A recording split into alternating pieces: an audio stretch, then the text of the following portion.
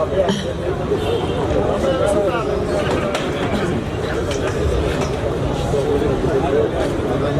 मैं ज़रा थोड़ा जिहा फर्क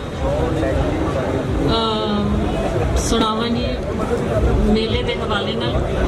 कुछ टप्पे ने सुगरा जी की इजाजत नाल थोड़ा जिहा गुनगुना के, ठीक है।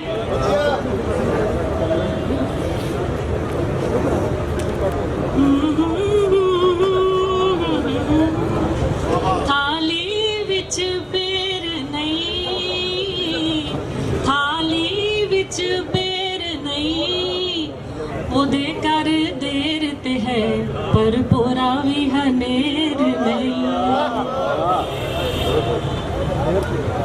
वेला फजर दा दूर नहीं, वेला फजर दा दूर नहीं, मेरे नाल एवें रुसे है मेरा कोई कसूर नहीं, मेरे नाल एवें रुसे है मेरा कोई कसूर नहीं। Typical female excuse.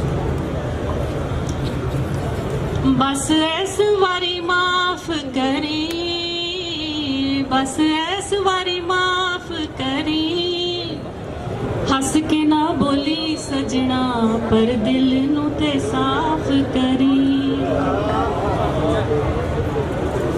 पानी खल विच वगदा नहीं, पानी खल विच वगदा नहीं, जिन्ना सोना तू लगना कोई दूजा लगदा नहीं।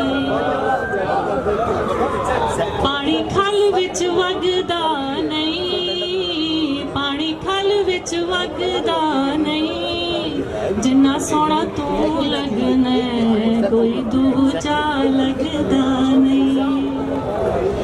थाली विच बेर होवे, थाली विच बेर होवे, कल शामी जो होए अज शामी फेर होए।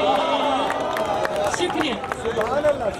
लेकिन थोड़ी इजाजत नाल 2-3 बोलियां पहले बाबा जी कि मेरे जुस्से विच ढोल वांगू वजिया, मेरे जुस्से विच ढोल वांगू वजिया ते मैं वसों बाहर हो गई। मेरे जुस्से विच ढोल वांगू वजिया ते मैं वसों बाहर हो गई। और किसे नीज ला के फुल, किसे नीज ला के फुल्लां वल तकिया ते फुल खुशबू बन गए। इससे ते एक और है कि उन्हें तकिया है इंज नीज ला के ते पिंडे उत्ते नील पै गए।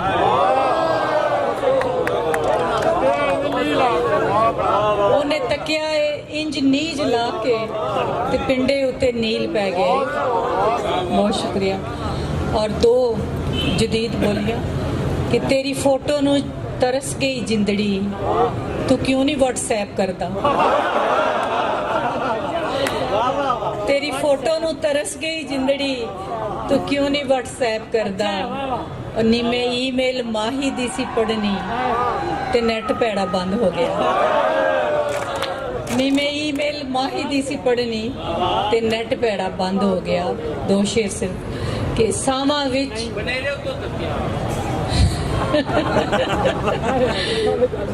कि सावा विच परोवे माही, बन जा मैं खुशबोवे माही। और तकना केड़ा बहुता सोना, चन दे नाल खलोवे माही। तकना केड़ा बहुता सोना, चन दे नाल खलोवे माही। और अज मैं तेरा सुफना बनना, अख दा बूआ ढोवे माही।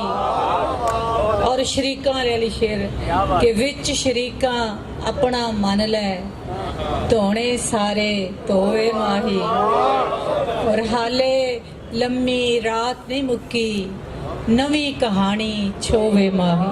बहुत शुक्रिया, बहुत शुक्रिया।